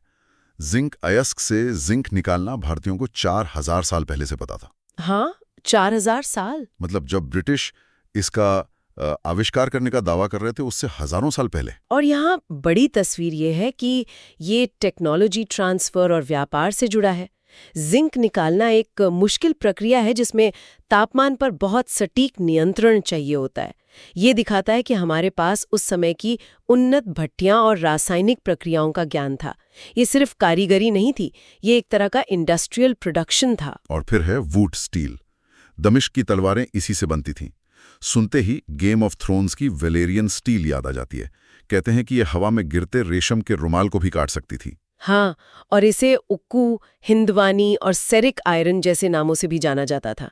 इसका राज स्टील की अनोखी क्रिस्टलीय संरचना, क्रिस्टलाइन स्ट्रक्चर में था, जो एक खास प्रक्रिया से हासिल की जाती थी। ये ज्ञान बहुत गुप्त रखा गया था। तो ये एक तरह का एडवांटेज था। बिल्कुल, ये एक बेहतरीन उदाहरण है कि कैसे एक मटेरियल इनोवेशन आपको भू राजनीतिक बढ़त दे सकता है। Geopolitical advantage. बेहतरीन तलवारों का मतलब था एक मजबूत सेना की बात चली है तो टीपू सुल्तान के रॉकेट, 1780 के दशक में पहले लोहे के केस वाले रॉकेट, उन्होंने ब्रिटिश ईस्ट इंडिया कंपनी की बड़ी सेना के खिलाफ इनका सफलतापूर्वक इस्तेमाल किया। ये तो एक तरह से मॉडर्न रॉकेटरी की शुरुआत थी जो भारत में हुई। ये संघर्ष के दौरान इनोवेशन का एक महत्वपूर्ण उदाहरण है। ये सिर्फ पटाखे नहीं थे, ये रणनीतिक हथियार थे, स्ट्रेटेजिक वेपन्स। अंग्रेज इनसे इतने प्रभावित और डरे हुए थे कि उन्होंने इन रॉकेटों का अध्ययन किया, जिसने बाद में यूरोपीय रॉकेटरी के विकास को भी प्रभावित किया। तो एक सीधी तकनीकी विरासत है यहाँ, एक टेक्नोलॉजिकल लिनिएज। पर कोई जोड़ या टांका ना हो, आज भी ऐसी चीज बनाना कितना मुश्किल होगा। ये कला, विज्ञान और इंजीनियरिंग का संगम है। एक खगोलीय ग्लोब के लिए सटीक खगोलीय ज्ञान चाहिए और उसे बिना जोड़ के बनाना धातु विज्ञान में महारत को दिखाता है। ये सिर्फ एक सजावटी वस्तु नहीं थी, ये एक वैज्ञानिक उपकरण था। अब कुछ ऐसी चीजों पर आते हैं जो हमारी रोजमर्रा की जिंदगी का हिस्सा हैं। बटन, यकीन होता है? सिंधु घाटी सभ्यता में 2000 ईसा पूर्व समुद्री सीपियों से बने सजावटी बटन। हाँ, जिन पर ज्यामितीय आकार बने होते थे और उनमें छेद भी होते थे। हम तो सोचते हैं ये सब पश्चिम से आया है। और ये दिखाता है कि प्राचीन काल में भी उपयोगिता, यूटिलिटी के साथ साथ सौंदर्य, एस्थेटिक्स पर कितना ध्यान दिया जाता था। बटन सिर्फ कपड़ों को जोड़ने के लिए नहीं थे, वे एक स्टेटस सिंबल भी थे। और शैम्पू, ये शब्द हिंदी के चांपो से आया है, जिसका मतलब है दबाना या मालिश करना। हाँ, मुगल साम्राज्य में सिर की मालिश के रूप में इसकी शुरुआत हुई, जिसमें क्षार, प्राकृतिक तेल और सुगंध का इस्तेमाल होता था। और इसे ब्रिटेन में पहली बार बिहार के एक बंगाली उद्यमी साके डीन मोहम्मद ने पेश किया। ये सांस्कृतिक निर्यात का, कल्चरल एक्सपोर्ट का एक बेहतरीन उदाहरण है। डीन मोहम्मद ने सिर्फ एक प्रोडक्ट नहीं बेचा, उन्होंने एक भारतीय वेलनेस अनुभव बेचा। ये उद्यमिता और विचारों के वैश्विक प्रसार की कहानी है। अच्छा, अब समय की बात करते हैं। हमने सबसे छोटी और सबसे बड़ी समय की इकाइयों का विचार भी दुनिया को दिया है। सबसे छोटी इकाई है कृति, 1 सेकंड का 34,000वां हिस्सा। 34,000वां हिस्सा। और सबसे बड़ी है महायुग, 4.32 अरब साल। यहाँ सोच का पैमाना देखिए। 1 सेकंड के इतने छोटे हिस्से से लेकर अरबों साल के ब्रह्मांडीय पैमाने तक समय की कल्पना करने की क्षमता, ये एक दार्शनिक और वैज्ञानिक दोनों तरह की मानसिकता को दर्शाता है। ये सिर्फ रोजमर्रा के कामों के लिए समय मापना नहीं है, ये ब्रह्मांड में अपनी जगह को समझने की कोशिश है। अब आते हैं सबसे जरूरी चीज पर, medicine. Sushruta, father of surgery, 2600 साल पहले। सिजेरियन, मोतियाबिंद, आर्टिफिशियल लिम्स, फ्रैक्चर, यहां तक कि प्लास्टिक सर्जरी और ब्रेन सर्जरी भी। और एनेस्थीसिया का भी ज्ञान था। ये सुनकर तो लगता है जैसे किसी आज के मॉडर्न हॉस्पिटल की बात हो रही है। देखिए, सुश्रुत संहिता सिर्फ प्रक्रियाओं की एक लिस्ट नहीं है। इसमें सर्जिकल उपकरणों, ऑपरेशन से पहले और बाद की देखभाल और नैतिकता का विस्तृत वर्णन है। प्लास्टिक सर्जरी की तकनीकें, खासतौर पर राइनोप्लास्टी मतलब नाक की सर्जरी, इतनी उन्नत थीं कि सदियों बाद यूरोप में उनका अध्ययन और इस्तेमाल किया गया। तो ये मॉडर्न प्लास्टिक सर्जरी में एक सीधा योगदान है? हाँ, एक डॉक्यूमेंटेड कंट्रीब्यूशन। आयुर्वेद का भी जिक्र है, जैसे दुनिया का सबसे पुराना चिकित्सा विज्ञान माना जाता है। चरक ने 2500 साल पहले से संहिताबद्ध किया और विदेशी यात्री नालंदा और तक्षशिला जैसे विश्वविद्यालयों में से पढ़ने आते थे। बिल्कुल, आयुर्वेद सिर्फ जड़ी बूटियों के बारे में नहीं है। यह शरीर, मन और आत्मा के बीच संतुलन पर ध्यान केंद्रित करने वाली एक समग्र, एक होलिस्टिक प्रणाली है। इसका उस समय के टॉप विश्वविद्यालयों के पाठ्यक्रम में होना इसके बौद्धिक और वैज्ञानिक कद को साबित करता है। सिद्ध प्रणाली का भी उल्लेख है, जो आयुर्वेद का एक क्षेत्रीय रूप है जिसे तमिल संस्कृति ने पोषित किया। इसमें धातुओं और खनिजों का उपयोग प्रमुख है। हाँ, और कीमियागिरी, एल्केमी की उत्पत्ति भी इसी से मानी जाती है। और वर्मम, चोटों से निपटने वाली एक शाखा। सिद्ध चिकित्सा एक अलग लेकिन उतनी ही परिष्कृत परंपरा का प्रतिनिधित्व करती है। और वर्मम शरीर के महत्वपूर्ण बिंदुओं का एक जटिल ज्ञान है, जिसका उपयोग उपचार और युद्ध कला, मार्शल आर्ट्स दोनों के लिए होता है। ये भारत के भीतर ही वैज्ञानिक विचार की विविधता को दर्शाता है। और आखिर में कुछ ऐसी बातें जो बिल्कुल दादी के नुस्खे जैसी लगती हैं, पर उनके पीछे भी एक लॉजिक है, जैसे करेला, जिसका आकार इंसानी पैंक्रियास जैसा होता है और उसे डायबिटीज के लिए सबसे अच्छी दवा माना जाता था। और आज विज्ञान भी मानता है कि डायबिटीज पैंक्रियास के काम में गड़बड़ी से होती है। इसे डॉक्ट्रिन ऑफ सिग्नेचर्स कहते हैं, एक प्राचीन विचार कि जो जड़ी बूटियां शरीर के अंगों जैसी दिखती हैं, वे उन अंगों की बीमारियों का इलाज कर सकती है। ये हमेशा वैज्ञानिक रूप से सटीक नहीं होता, लेकिन ये देखना आकर्षक है कि कैसे अवलोकन पर आधारित प्राचीन ज्ञान अक्सर आधुनिक वैज्ञानिक निष्कर्षों से मेल खाता है। अखरोट के साथ भी यही है, वो बिल्कुल एक छोटे से दिमाग जैसा दिखता है और प्राचीन हर्बलिस्ट इसे ब्रेन टॉनिक के रूप में इस्तेमाल करते थे। आज हमें पता है कि अखरोट में ओमेगा 3 होता है, जो दिमाग के स्वास्थ्य के लिए बहुत अच्छा है। अगर हम इसे बड़ी तस्वीर से जोड़ें तो ये प्रकृति के गहन अवलोकन और पैटर्न को पहचानने पर आधारित एक कार्यप्रणाली को दिखाता है। ये एक तरह का इंट्यूटिव साइंस है। चलिए आगे बढ़ते हैं। ठीक है, अब हम विदेशों में भारतीय धर्म के प्रभाव पर चर्चा करेंगे। हमारे पास जो स्रोत हैं वे इस बात की पड़ताल करते हैं कि कैसे सदियों से भारत और दूसरी संस्कृतियों के बीच संपर्क ने भारतीय धर्मों को दुनिया भर में फैलाया है। और ये कोई नई बात नहीं है। इसमें दो मुख्य लहरें दिखाई देती हैं। एक तो प्राचीन काल में साउथ ईस्ट और ईस्ट एशिया में, और दूसरी हाल के दिनों में यूरोप और नॉर्थ अमेरिका में। आज हम पहली लहर पर ध्यान केंद्रित करेंगे। बिल्कुल, और यहाँ हम सिर्फ ये नहीं देखेंगे कि हिंदू धर्म कहाँ कहाँ फैला, बल्कि ये समझने की कोशिश करेंगे कि हर नई जगह पर इसने कैसे एक नया रूप लिया। ये सिर्फ एक तरफा प्रसार नहीं था, कहीं ये राजाओं का धर्म बना तो कहीं व्यापारियों का, और कहीं ये स्थानीय परंपराओं में इस तरह घुल मिल गया कि एक बिल्कुल नई चीज ही सामने आई। तो हमारा सवाल सिर्फ क्या नहीं बल्कि कैसे और क्यों है। ये एक दिलचस्प फ्रेमवर्क है, तो चलिए थाईलैंड से शुरू करते हैं। स्रोतों में एक बहुत फैसिनेट करने वाली बात लिखी है कि वहाँ 3री और 4थी शताब्दी में ही ब्राह्मणवादी मूर्तियां और मंदिर बनने लगे थे। हाँ, मतलब आज से लगभग 1700-1800 साल पहले। पर सबसे अजीब बात यह है कि वहां से मिली सबसे पुरानी मूर्तियां भगवान विष्णु की हैं। ये वाकई हैरान करने वाला है, क्योंकि आज जब हम साउथ ईस्ट एशिया के मंदिरों के बारे में सोचते हैं तो सबसे पहले कैम्बोडिया के विशाल शिव मंदिर जैसे एंकोर वॉट का ही ध्यान आता है ना? सही बात है। तो सवाल ये उठता है कि शुरुआत विष्णु से ही क्यों हुई? क्या उस समय के समाज में कोई ऐसी खास जरूरत थी जिसे विष्णु का स्वरूप पूरा कर रहा था? ये बहुत अच्छा सवाल है और इसका जवाब ही इस पूरे कल्चरल एक्सचेंज की कहानी को खोलता है। ये कोई संयोग नहीं था। अच्छा। सोचिए, एक नई सभ्यता या एक नया राज्य स्थापित हो रहा है, उसे सबसे ज्यादा किस चीज की जरूरत होती है? स्थिरता की। ज़रूर। उनका स्वरूप एक राजा का है जो धर्म और व्यवस्था बनाए रखता है। तो जब कोई स्थानीय सरदार अपनी शक्ति बढ़ाकर एक राजा बनना चाहता है तो उसके लिए विष्णु का आदर्श एकदम सटीक बैठता है। ओके। ये उसे एक डिवाइन लेजिटिमेसी, एक दैवीय अधिकार देता है। तो ये सिर्फ एक मूर्ति चुनना नहीं था, ये अपने राज्य के लिए एक पूरा पॉलिटिकल एंड सोशल मॉडल चुनना था। मतलब विष्णु स्थिरता और व्यवस्था के प्रतीक थी। हाँ, जो किसी भी नई सभ्यता की स्थापना के लिए सबसे जरूरी होता है। ये दिलचस्प है।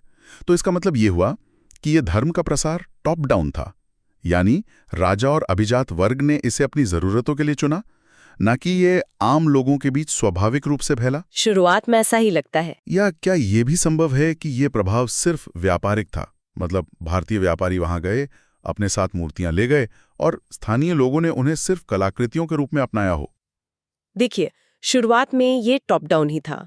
राजाओं और एलीट्स ने इसे अपनाया क्योंकि यह उनके पावर स्ट्रक्चर को मजबूत करता था। लेकिन यह सिर्फ कलाकृतियों तक सीमित नहीं रह सकता था।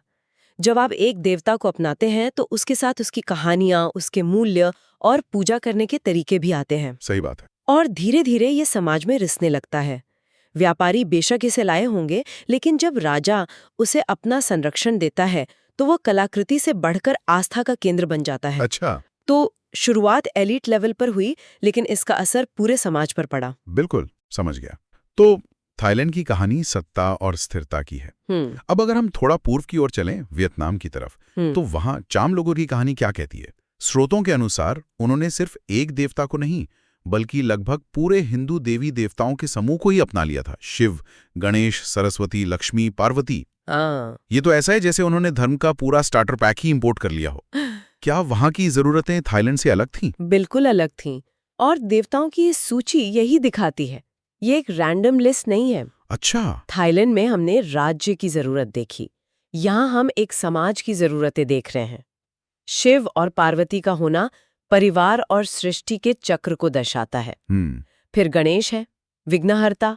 सोचिए, एक व्यापारी एक नई समुद्री यात्रा पर निकल रहा है या एक किसान नई फसल बो रहा है, उसे गणेश की जरूरत पड़ेगी। सही है। सरस्वती ज्ञान के लिए और लक्ष्मी समृद्धि के लिए। ये दिखाता है कि उन्होंने धर्म को सिर्फ मोक्ष या पूजा पाठ के लिए नहीं अपनाया। तो फिर किस लिए? ये उनके जीवन का ऑपरेटिंग सिस्टम बन गया था। व्यापार कैसे करना है, बच्चों को क्या सिखाना है और परिवार कैसे चलाना है, सब कुछ इससे जुड़ा था। वाह। ये एक होलिस्टिक अडॉप्शन था जहां धर्म जीवन के हर पहलू को छू रहा था। ऑपरेटिंग सिस्टम, ये एक बेहतरीन एनोलॉजी है। तो हमने देखा कि कंबोडिया में धर्म ने शासन को आकार दिया। अब अगर हम थोड़ा दक्षिण की ओर देखें, मलेशिया में, तो क्या वहां भी हमें यही पैटर्न दिखता है या कहानी कुछ अलग है?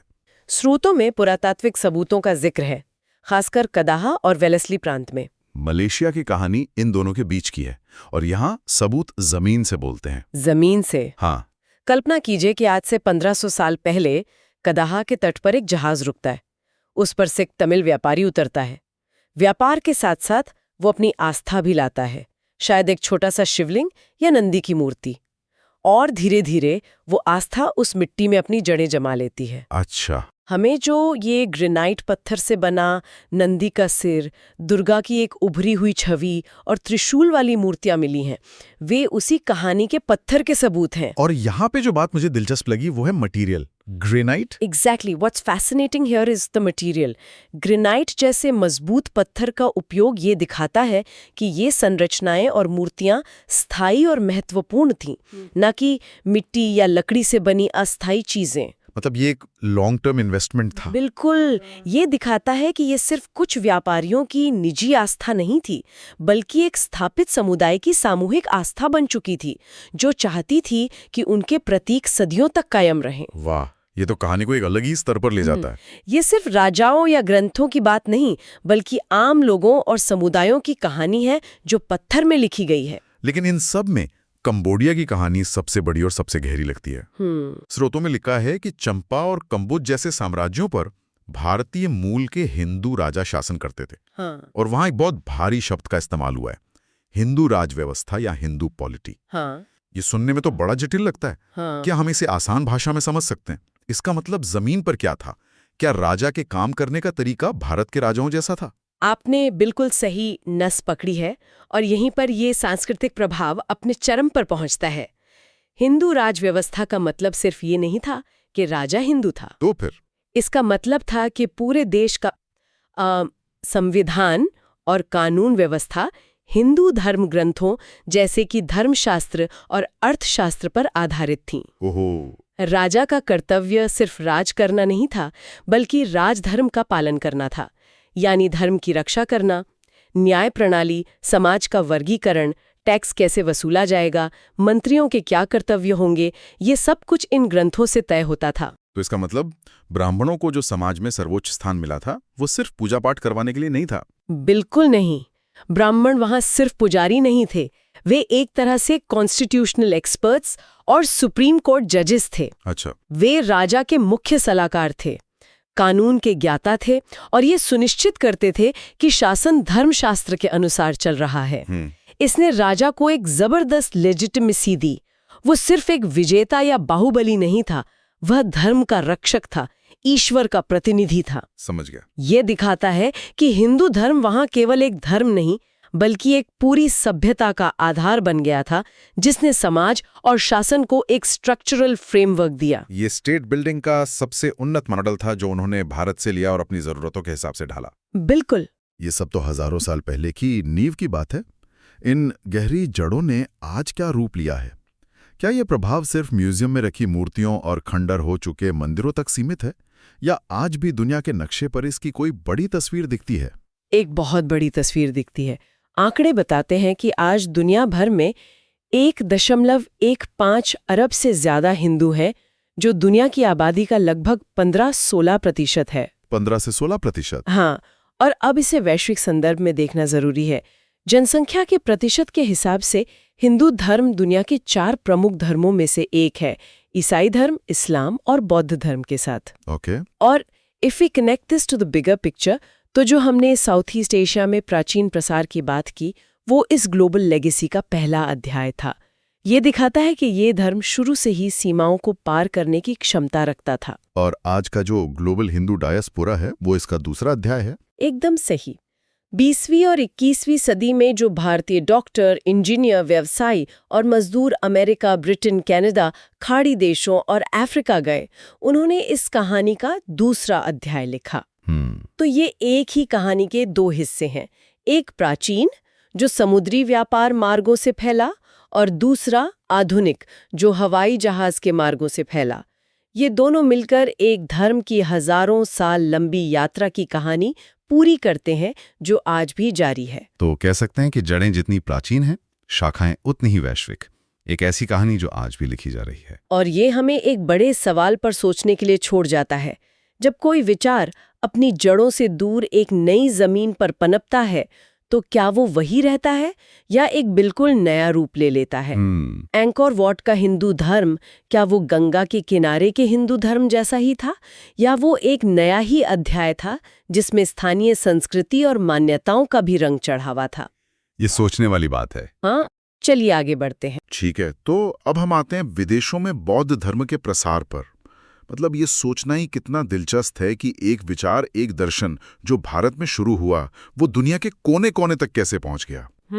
उस जमाने में तो कोई इंटरनेट या सोशल मीडिया था नहीं कि एक चीज रातों रात वायरल हो जाए। सही बात है। ये तो इंसानों के कंधों पर, उनकी जुबान पर और उनके विश्वास पर चलकर मतलब सदियों लंबा सफर तय करने वाली बात है। बिल्कुल, और ये सफर कोई सीधी लाइन में नहीं था।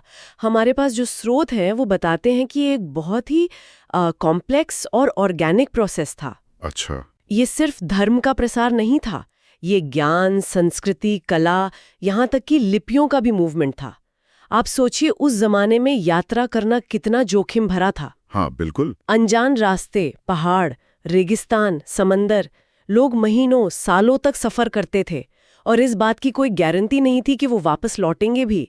फिर भी वो जाते थे एक आइडिया के लिए। तो चले इसी कहानी की परतों को खोलते हैं। शुरुआत तिब्बत से करते हैं, जिसे बौद्ध धर्म का एक बहुत मजबूत गढ़ माना जाता है। हमारे सोर्स में विक्रमशिला यूनिवर्सिटी का जिक्र है, जो उस समय की एक तरह से आईवी लीग इंस्टीट्यूशन रही होगी। उसके हेड थे आचार्य अतीश, जिन्हें दीपांकर श्री ज्ञान के नाम से भी जाना जाता था। हाँ, और ये 11वीं सदी की बात है। वो तिब्बत के राजा के निमंत्रण पर वहां गए और बौद्ध धर्म को एक मजबूत नींव दी। अब ये मजबूत नींव शब्द सुनने में बहुत सिंपल लगता है, राइट। पर इसका मतलब बहुत गहरा है। इसका मतलब ये नहीं कि वो गए, कुछ उपदेश दिए और वापस आ गए। इसका मतलब है कि उन्होंने वहां एक पूरा इंटेलेक्चुअल और स्पिरिचुअल इकोसिस्टम बनाया। इकोसिस्टम मतलब उन्होंने ग्रंथों के अनुवाद को सिस्टमेटाइज किया, मठों में अनुशासन और शिक्षा का करिकुलम तय किया और तर्क और बहस की एक परंपरा शुरू की। तो मतलब वो सिर्फ व्हाट टू बिलीव नहीं सिखा रहे थे, बल्कि हाउ टू थिंक भी सिखा रहे थे। बिल्कुल, और ये तो एक तरह का इंटेलेक्चुअल टेक्नोलॉजी ट्रांसफर था। बिल्कुल, और उस जमाने की टेक्नोलॉजी थी भाषा, लिपि और तर्क की प्रणाली। और ये ट्रांसफर एक ही बार नहीं हुआ। सोर्स में एक और जिक्र है नालंदा यूनिवर्सिटी का। हाँ। थोनेमी सांभोट नाम के एक तिब्बती मंत्री वहां 7वीं सदी में पढ़ने आए थे। ये आज के ज़माने में ऐसा है जैसे किसी देश का कोई कैबिनेट मिनिस्टर आईआईटी या आईआईएम में कोई कोर्स करने आए। एक मिनिस्टर, और वो सिर्फ एक डिग्री लेने तो आए नहीं होंगे, उनका मिशन बड़ा रहा होगा। बहुत बड़ा। वो सिर्फ दर्शन नहीं, बल्कि उसे समझने और सहेजने का पूरा टूल किट लेकर तिब्बत वापस गए। Tool kit? हाँ, और सबसे बड़ा काम जो उन्होंने किया वो था तिब्बती लिपि को विकसित करना, जिसे उन्होंने संस्कृत की ध्वनियों के आधार पर गढ़ा। अच्छा, ऐसा क्यों किया गया? ताकि बौद्ध ग्रंथों का उनकी मूल भावना के साथ सटीक अनुवाद हो सके। ये सॉफ्टवेयर के साथ हार्डवेयर देने जैसा था। अगर आपके पास विचार हैं, लेकिन उसे सहेजने और फैलाने की भाषा नहीं, तो वो विचार ज्यादा दूर तक नहीं जा सकता। और इसका असर इतना गहरा हुआ कि वहां के राजा ने भी बौद्ध धर्म अपना लिया और उसे स्टेट रिलीजन यानी राजकीय धर्म घोषित कर दिया। लेकिन इसका प्रैक्टिकल मतलब क्या होता है? क्या इससे आम लोगों की जिंदगी में कोई फर्क पड़ता है? बहुत फर्क पड़ता है। जब कोई विचार स्टेट रिलीजन बनता है तो उसे राज्य का संरक्षण मिलता है।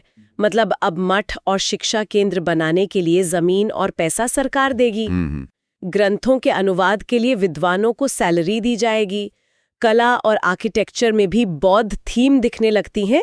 त्योहार उससे जुड़ जाते हैं, कानून उससे प्रभावित होते हैं। मतलब वो विचार सिर्फ कुछ लोगों का निजी विश्वास नहीं रह जाता, वो पूरे समाज की कलेक्टिव कॉन्शियसनेस का हिस्सा बन जाता है। एग्जैक्टली।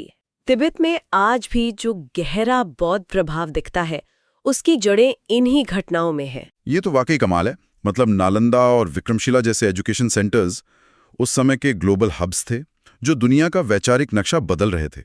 अब जरा श्रीलंका की कहानी पर आते हैं, जो काफी पर्सनल और इमोशनल लगती है। इसमें सम्राट अशोक का जिक्र है। अशोक का रोल बौद्ध धर्म के प्रसार में सबसे अहम रहा है। कलिंग युद्ध के बाद उनका जो हृदय परिवर्तन हुआ, उसके बाद उन्होंने अपनी पूरी ताकत धम्म विजय में लगा दी। धम्म विजय मतलब हथियारों से नहीं, बल्कि धर्म और शांति से दिलों को जीतना। और ये सिर्फ एक फॉरेन पॉलिसी नहीं थी, ये उनका पर्सनल कन्विक्शन था। और इसी कन्विक्शन का सबसे बड़ा सबूत था उनका अपने बेटे महेंद्र और बेटी संघमित्रा को इस मिशन पर श्रीलंका भेजना। हाँ, अपने बच्चों को। मतलब अपने बच्चों को एक ऐसे सफर पर भेजना जहां खतरे भी थे और सफलता की कोई गारंटी भी नहीं। इसमें सिर्फ एक राजा का आदेश नहीं, एक पिता का अपनी संतानों पर विश्वास भी झलकता है। और ये उस मिशन को एक अलग ही वजन देता है। ये कोई सरकारी डेलीगेशन नहीं था जिसे नौकरशाह पूरा कर रहे हों। ये एक पारिवारिक जिम्मेदारी बन गया था। सही बात है। इसकी सफलता या असफलता सीधे राजा के सम्मान से जुड़ी थी। महेंद्र ज्ञान लेकर गए और संघमित्रा अपने साथ बोधि वृक्ष की एक शाखा लेकर गई। अच्छा। ये सिंबॉलिक भी था और बहुत पावरफुल भी। वो कह रहे थे कि हम सिर्फ विचार नहीं लाए हैं, हम उस विचार की जड़ें यहाँ रोपने आए हैं। और सोर्स में एक बहुत हैरान करने वाली बात लिखी है कि लगभग 200 सालों तक श्रीलंका के लोगों ने बौद्ध धर्म ग्रंथों को मौखिक रूप से संरक्षित रखा, जैसा महेंद्र ने उन्हें सिखाया था। 200 साल बिना लिखे। आज हमें एक फोन नंबर याद नहीं रहता और वो पूरा का पूरा त्रिपिटक याद रखते थे। ये ओरल ट्रेडिशन की ताकत दिखाता है। आज हम हर चीज के लिए क्लाउड स्टोरेज या हार्ड ड्राइव पर निर्भर है। हम भूल गए हैं कि इंसानी दिमाग, हमारी मेमोरी कितनी शक्तिशाली हो सकती है। बिल्कुल। 200 साल का मतलब है कम से कम 7-8 पीढ़ियां। दादा ने पोते को सुनाया, फिर उस पोते ने अपने पोते को, और हर शब्द को, हर पंक्ति को हूबहू याद रखना, उसकी पवित्रता बनाए रखना। बिल्कुल। ये दिखाता है कि उन शिक्षाओं का उनके जीवन में कितना गहरा महत्व था। फिर तो इन मौखिक परंपराओं को लिखित रूप भी दिया गया होगा। हाँ बिल्कुल। और यहीं पर श्रीलंका के 2 शुरुआती मठों का जिक्र आता है, महाविहार और अभयगिरी। ये सिर्फ पूजा पाठ की जगह नहीं थी, ये उस समय की ग्रेट यूनिवर्सिटीज थीं। अच्छा, यूनिवर्सिटीज। हाँ, यहाँ विद्वान इन मौखिक ग्रंथों पर बहस करते थे, उनकी व्याख्या करते थे, और आखिरकार उन्हें ताड़ के पत्तों पर लिखा गया, जिसे हम पाली कैनन के नाम से जानते हैं। बौद्ध धर्म का सबसे पुराना और प्रमाणिक साहित्य श्रीलंका की इसी परंपरा की देन है। 2 प्रसिद्ध बौद्ध ग्रंथ, दीपवंश और महावंश, जो श्रीलंका का इतिहास बताते हैं, वो भी वहीं लिखे गए। लेकिन कहानी का एक और पहलू है जो अक्सर नजरअंदाज कर दिया जाता है। ये सिर्फ भारत से बाहर जाने वाले लोगों की कहानी नहीं थी। ये वन वे ट्रैफिक नहीं था। सही कहा। भारत उस समय ज्ञान का एक लाइट हाउस था और पूरी दुनिया से लोग यहाँ रोशनी लेने आते थे। स्रोत बताते हैं कि चीन, तिब्बत और दक्षिण पूर्व एशिया से अनगिनत विद्वान और भिक्षु भारत की यात्रा करते थे। सिर्फ तीर्थ यात्रा के लिए नहीं आते होंगे? नहीं, ये कोई स्पिरिचुअल टूरिज्म नहीं था। उनका मकसद था बौद्ध अवशेष, रिलिक्स और सबसे जरूरी पांडुलिपियां, मैन्यूस्क्रिप्ट्स इकट्ठा करना। वो नालंदा जैसे विश्वविद्यालयों में सालों तक रहते थे, संस्कृत सीखते थे और फिर इन ग्रंथों का अपनी भाषा में अनुवाद करके वापस ले जाते थे। मतलब जैसे आज दुनिया भर से छात्र अमेरिका या यूरोप जाते हैं साइंस और टेक्नोलॉजी सीखने, वैसे ही तब लोग भारत आते थे दर्शन और अध्यात्म सीखने। ये तो एक ग्लोबल एक्सचेंज ऑफ नॉलेज था। बिल्कुल। और इसी एक्सचेंज का सबसे बड़ा जरिया था प्राचीन सिल्क रूट। Silk route. जब हम सिल्क रूट के बारे में सोचते हैं तो हमारे दिमाग में रेशम, मसाले और घोड़ों का व्यापार आता है। लेकिन इन रास्तों पर सामान से भी ज्यादा कीमती चीज सफर कर रही थी, विचार। हाँ, कई चीनी और भारतीय विद्वानों ने इन्हीं रेगिस्तानों और पहाड़ों से गुजरकर बौद्ध दर्शन का प्रचार किया। ये रास्ते सिर्फ व्यापार के नहीं बल्कि विचारों के भी हाईवे थे। विचारों के हाईवे? क्या बात है। जब एक व्यापारी का कारवां एक पड़ाव पर रुकता था तो आग के चारों तरफ बैठकर वो सिर्फ अपने सामान का सौदा नहीं करते थे, बल्कि अपनी कहानियां, अपनी मान्यताएं और अपने विचार भी साझा करते थे। और इन विचारों का असर बहुत दूर तक हुआ। जैसे कोरिया को देखिए। बिल्कुल। स्रोत बताता है कि बौद्ध धर्म सीधे भारत से नहीं बल्कि चीन के जरिए पहुंचा। ये एक रिले रेस की तरह है। हाँ बिल्कुल। जहां मशाल एक हाथ से दूसरे हाथ में जाती हैं। हाँ, और स्रोत में एक साधु का नाम भी है, सुंदो। वो 4वीं सदी में बुद्ध की मूर्ति और कुछ सूत्र लेकर चीन से कोरिया पहुंचे। अच्छा। उनके बाद आचार्य मल्लानंद जैसे भारतीय भिक्षु भी वहां गए। इन लोगों ने एक बीज बोया, लेकिन उस बीज को एक विशाल पेड़ बनाने का काम कोरिया के लोगों ने किया, और जिस तरीके से किया वो हैरान करने वाला है। अपन 6000 वॉल्यूम की बात कर रही हैं। हाँ, 6000 वॉल्यूम। कोरिया के लोगों ने ज्ञान के प्रति अपनी श्रद्धा दिखाने के लिए बौद्ध ग्रंथों के 6000 वॉल्यूम छापे। जरा इस आंकड़े के बारे में सोचिए। 6000। उस जमाने में प्रिंटिंग लकड़ी के ब्लॉक्स को तराश कर की जाती थी। एक एक अक्षर को उल्टा तराशना पड़ता था। एक पन्ना छापने में हफ्तों महीनों लग जाते होंगे। मैं बस कल्पना करने की कोशिश कर रहा हूँ उसे कारीगर की जो लकड़ी के ब्लॉक पर एक अक्षर तराश रहा है। ये सिर्फ एक नौकरी नहीं हो सकती, ये तो तपस्या है। बिल्कुल। और ऐसा 6000 वॉल्यूम के लिए किया गया। आज के डिजिटल जमाने में भी 6000 किताबों की लाइब्रेरी बनाना एक बहुत बड़ा काम है। और यही बात उस इंसाइट की तरफ ले जाती है जो इस घटना में छिपी है। ये एक जबरदस्त उदाहरण है कि भक्ति का रूप कैसे बदल सकता है। यहाँ भक्ति किसी अदृश्य देवता के लिए नहीं बल्कि ज्ञान और विवेक के लिए थी। ये डिवोशन टू विजडम है। Devotion to wisdom. ये मानना कि विचारों को संरक्षित करना और उन्हें फैलाना ही सबसे बड़ा पुण्य है। ये उस समाज की इंटेलेक्चुअल मैच्योरिटी दिखाता है। उन्होंने सिर्फ बौद्ध धर्म को अपनाया नहीं, बल्कि उसे संरक्षित करने और आगे बढ़ाने की जिम्मेदारी भी उठाई। और यही पैटर्न हमें एशिया के दूसरे कोनों में भी दिखता है ना, जैसे जापान और म्यांमार में। हाँ, कहानी का सार वही है, बस पात्र और मंच बदल जाते हैं। कोरिया ने जहां ज्ञान को छापने पर जोर दिया, वहीं जापान में राजकुमार शोटोकु जैसे शासकों ने इसे राजकीय संरक्षण देकर समाज की मुख्य धारा में ला दिया। इसी तरह म्यांमार का पगन साम्राज्य तो ऐसा था मानो पूरा शहर ही बौद्ध धर्म की शिक्षाओं को समर्पित एक ओपन एयर यूनिवर्सिटी हो। 11वीं से 13वीं शताब्दी के बीच वहां हजारों स्तूप और मंदिर बनाए गए। तो अगर हम इस पूरी तस्वीर को जोड़ें तो क्या हम ये कह सकते हैं कि बौद्ध धर्म कोई एक प्रोडक्ट नहीं था जो हर जगह एक जैसा बिका? बिल्कुल नहीं। स्रोत के अंत में इसका जो सार दिया गया है वो बहुत महत्वपूर्ण है। भारत से निकले मिशनरीज ने दक्षिण पूर्व एशिया में थेरवाद बौद्ध धर्म की स्थापना की, जैसे श्रीलंका, म्यांमार। हाँ, पूर्वी एशिया में महायान बौद्ध धर्म की, और मध्य एशिया यानी तिब्बत में वज्रयान बौद्ध धर्म की स्थापना की। ये 3 मुख्य धाराएं हैं। अच्छा, तो ये जो 3 नाम हैं, थेरवाद, महायान, वज्रयान, इनको थोड़ा आसान भाषा में समझा सकती हैं? जरूर। थेरवाद मतलब बुजुर्गों का मार्ग, बुद्ध की मूल शिक्षाओं पर सबसे ज्यादा जोर देता है और व्यक्तिगत मुक्ति को लक्ष्य मानता है। ओके। महायान यानी महान वाहन का आदर्श है बोधिसत्व, जो खुद निर्वाण प्राप्त करने के बाद भी दूसरों की मदद के लिए संसार में लौटते हैं। अच्छा, मतलब सबका भला। हाँ, सभी प्राणियों की मुक्ति।